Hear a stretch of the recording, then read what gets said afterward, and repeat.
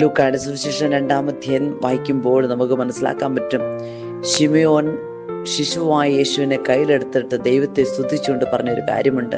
ദൈവമേ, അവിടുത്തെ വാഗ്ദാനം അനുസരിച്ച് അങ്ങയുടെ ദാസനെ സമാധാനത്തിൽ വിട്ടയക്കണമേ. കാരണം സകല ജനത്തിനും വേണ്ടി അങ്ങ് ഒരുക്കിയിരിക്കുന്ന രക്ഷ എൻ്റെ കണ്ണുകൾ കണ്ടു കഴിഞ്ഞു. ദൈവമക്കളെ, നമുക്ക് രക്ഷ നൽകാൻ കഴിവുള്ളവൻ യേശുക്രിസ്തു ജീവിക്കുന്നവൻ മാത്രമാണ്.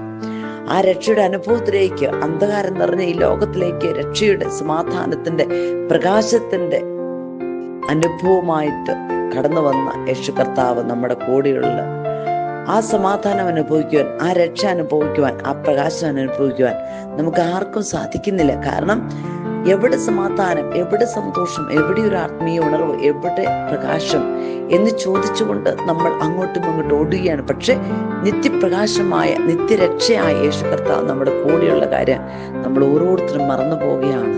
യേശുവിനെ നോക്കി നമുക്ക് യാത്ര ചെയ്യാം. യേശു നമ്മൾ ഒരിക്കലും കൈവിടുകയില്ല.